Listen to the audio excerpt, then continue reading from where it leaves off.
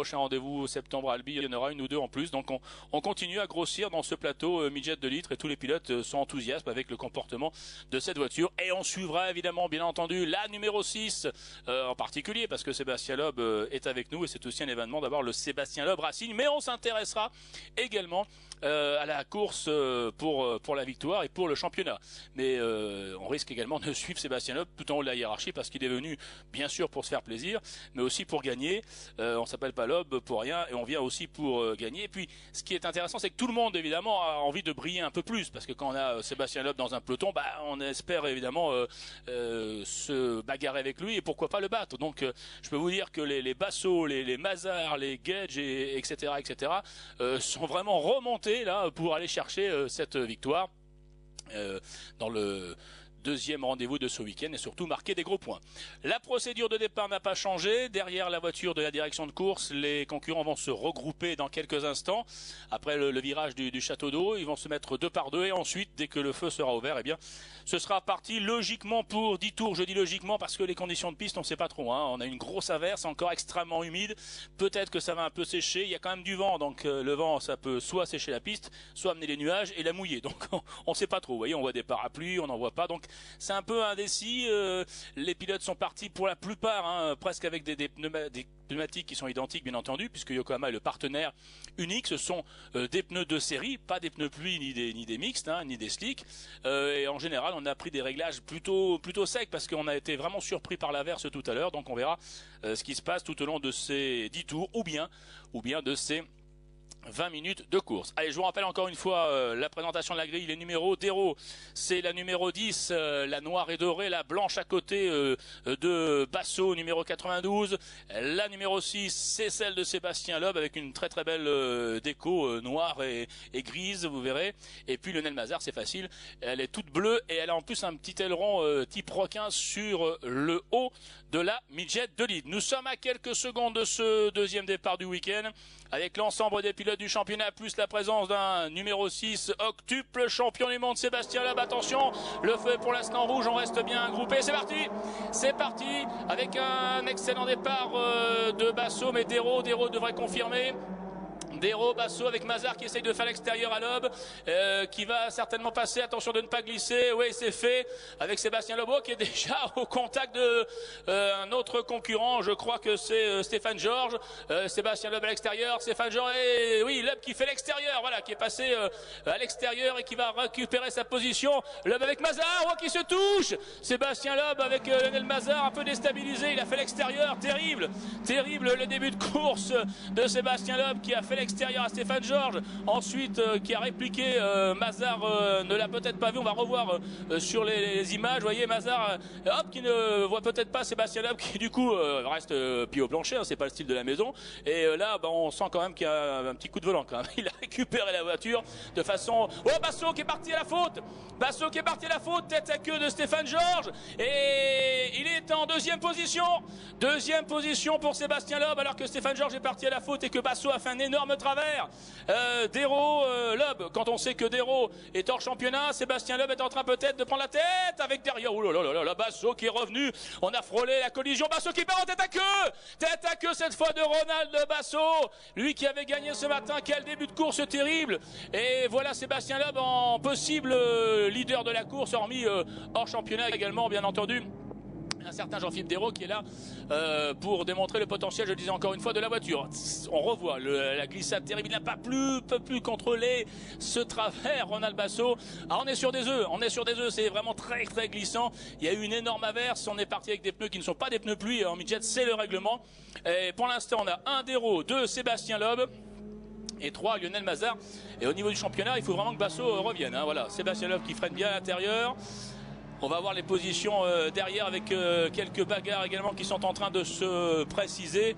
Notamment, j'ai l'impression, avec Grégoire Raymondis qui va peut-être revenir. Alors que pour l'instant, on va être dans ce fameux premier tour. Le premier tour, alors qu'on revoit le premier travers. Il y avait une première alerte pour Basso. Première alerte, mais la deuxième a été plus importante et surtout un tête à queue derrière de Stéphane Georges. Voilà, tout en glissade. Jean-Philippe Dero, Sébastien Loeb deuxième, Mazar troisième. Michael Gage qui a fait un excellent départ. Il est là, Michael Gage, bien placé. En 5e position, Marc Hilleret, c'est bien. Raymond 10 et 6. Dubourg et 7. Andrieux et 8. Valverde en 9e position. Et Sébastien Loeb qui est à 2 secondes derrière Jean-Philippe Dérault. Mazar 3e, Michael Gage 4e. Quel début de course incroyable. Ronald Basso, il est là, 13e.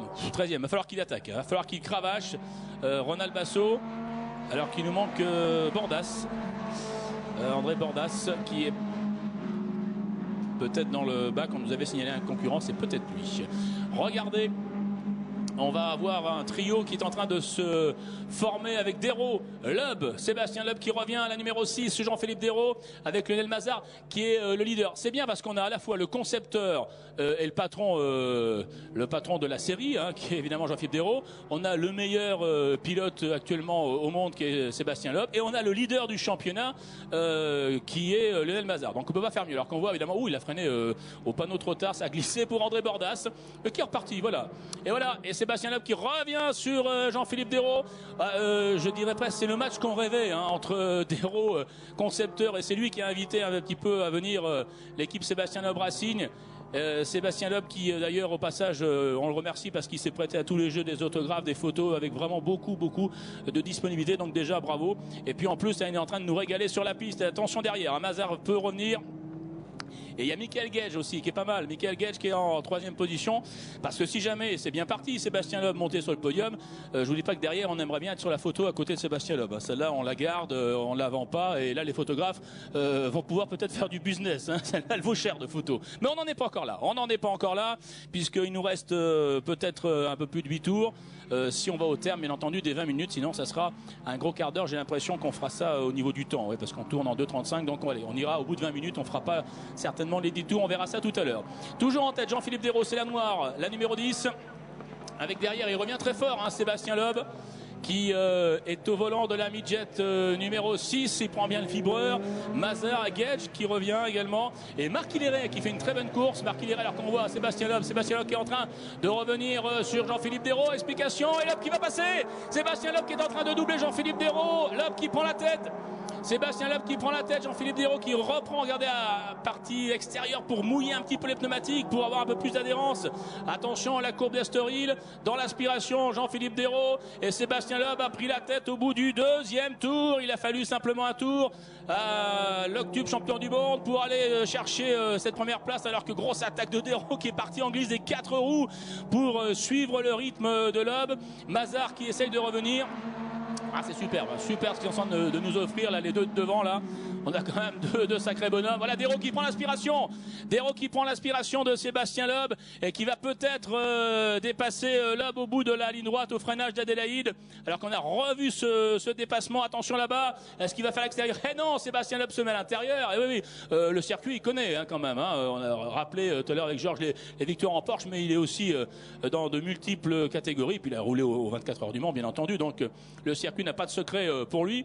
Et ben là, en vieux renard des circuits, il a dit à Jean-Philippe Dérault, non, je suis à l'intérieur, débrouille-toi, fais l'extérieur. Et du coup, il reste en tête, voilà, Sébastien Loeb, avec derrière, à l'attaque, Jean-Philippe Dérault. Attention à Lionel Mazar, le leader du championnat qui est en train de revenir. 4 Gage, 5 Hilleret, Raymond 10 suit, puis le jeune Dubourg, puis Andrieux, 9 Valverde. 10 Georges, 11 Eric R, Van Straten suit, puis Basso qui essaye de revenir mais ça va être compliqué devant Durst et Pinto, et puis Bordas qui est quand même reparti. Voilà le leader du championnat, vous le voyez avec son petit aileron façon requin sur le toit, c'est lui le leader, il aimerait bien revenir pour aller chercher des points, mais enfin pour l'instant c'est lui qui fait la bonne opération. Attention à l'attaque de Jean-Philippe Dérault qui se place dans l'aspiration de Sébastien Loeb à l'intérieur. Les deux voitures referont pratiquement portière contre portière, et non, personne n'a cédé, et Sébastien Loeb reste au commandement. C'est un régal, ils doivent en plus s'amuser tous les deux comme des petits fous là quand on a le talent de ces pilotes. Allez, cette fois ils vont croiser, certainement Jean-Philippe Dérault qui essaye de croiser sur Loeb, mais non, il reste bien à l'intérieur. Sébastien Loeb il sait que faut pas qu'il s'écarte, sinon c'est Jean-Philippe Dérault qui va plonger.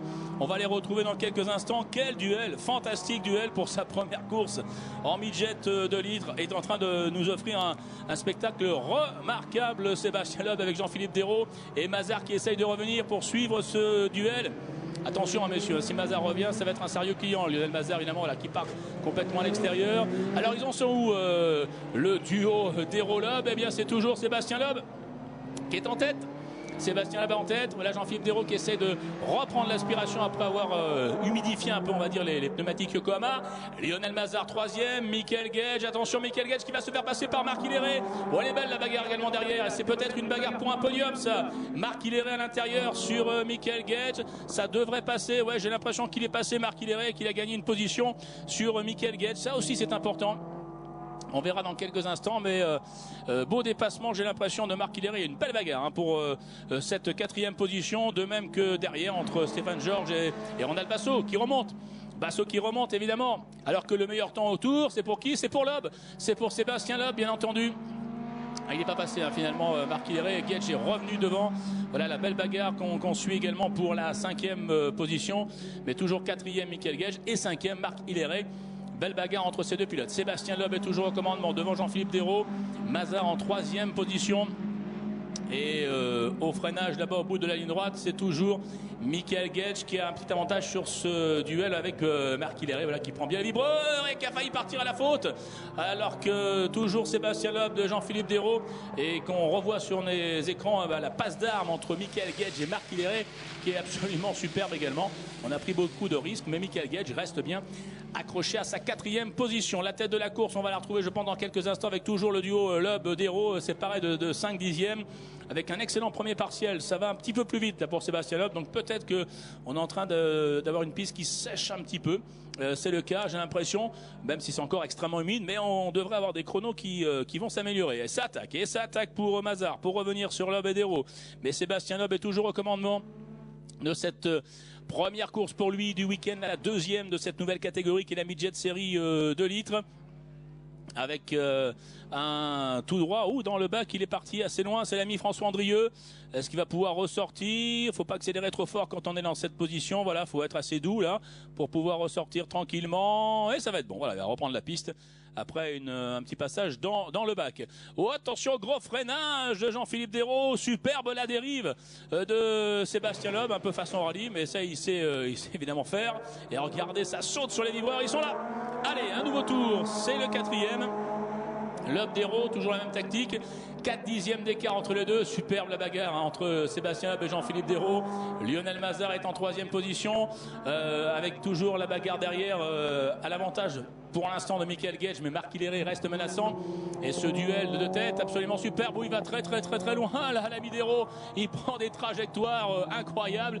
Il est complètement sorti pour replonger à l'intérieur. Ah, peut-être pour surprendre. 2 trajectoires complètement différentes. C'était intéressant là dans Estoril. Sébastien Loeb est resté bien en ligne. Desraux est parti complètement à l'extérieur.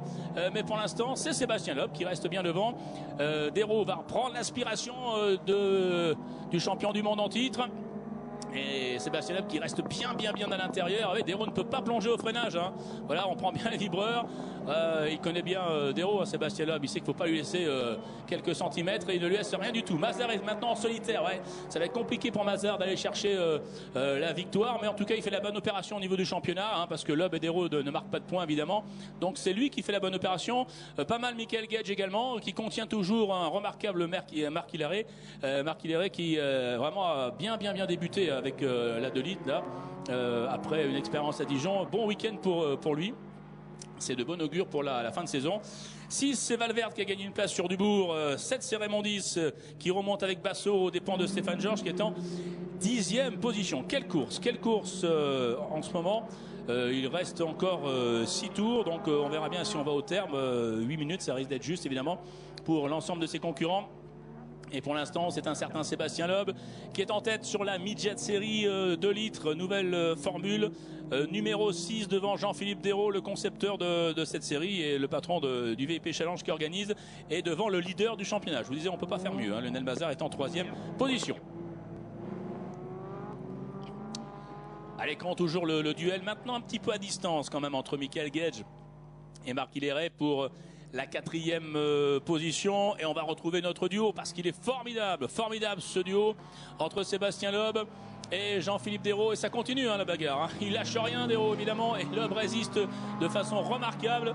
Sébastien Loeb, on n'est pas surpris de sa position, mais quand même il connaît pas la voiture, le circuit, même s'il adore pour l'instant, il est quand même toujours pilote officiel en rallye et leader du championnat du monde, et là il a dominé l'ensemble des petits camarades. Il est en train de se battre avec celui qui a conçu, imaginé et développé la voiture, qui est aussi un pilote pro, qui est Jean-Philippe Desraux. Mazar est à 13 secondes derrière, Michael Gage un petit peu plus loin en 4e position.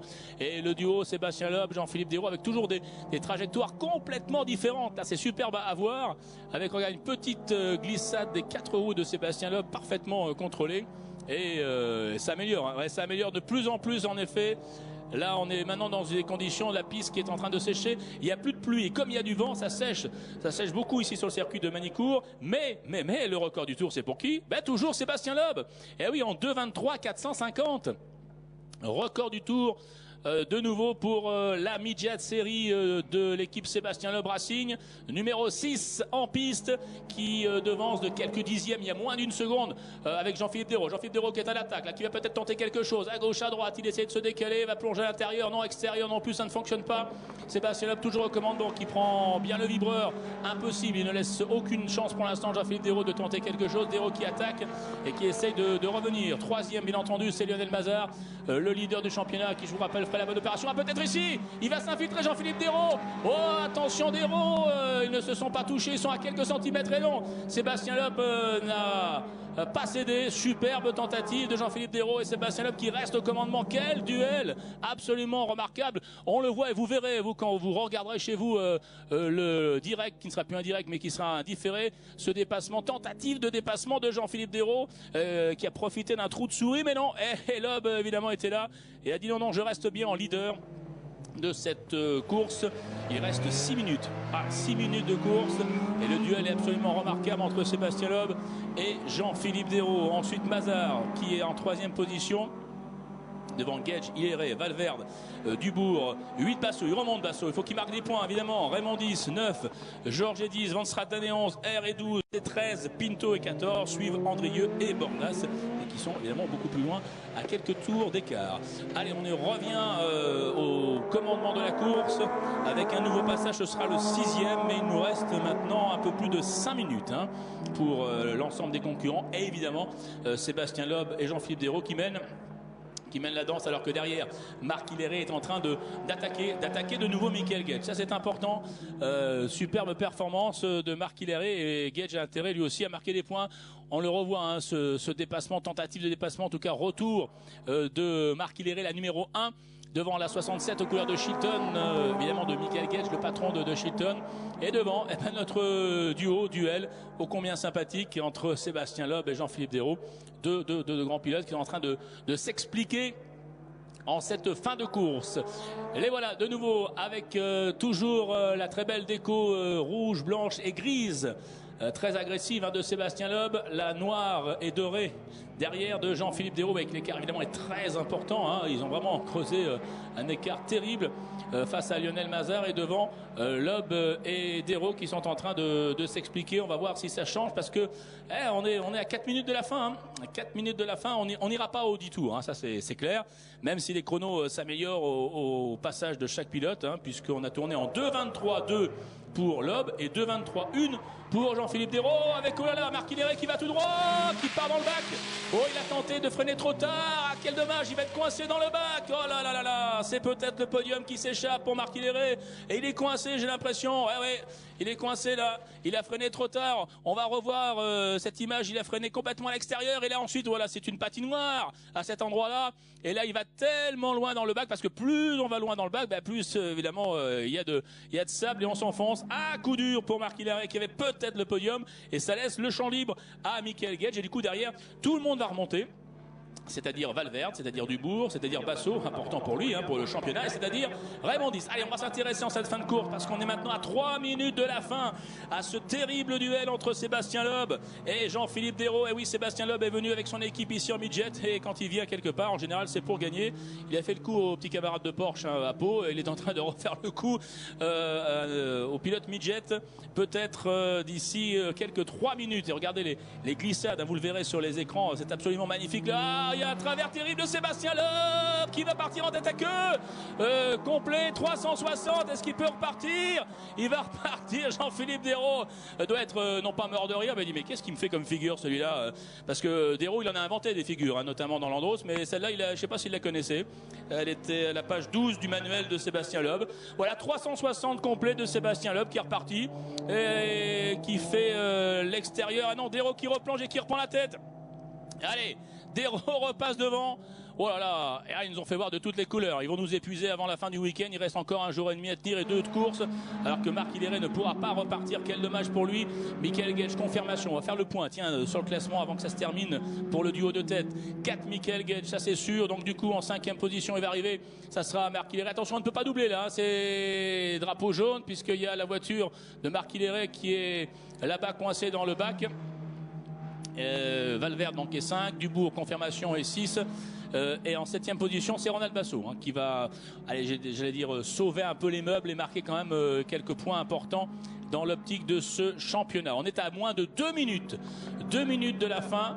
Et nous avons de nouveau Sébastien Loeb qui a repris l'avantage sur Jean-Philippe Dérault après avoir fait un 360 en course.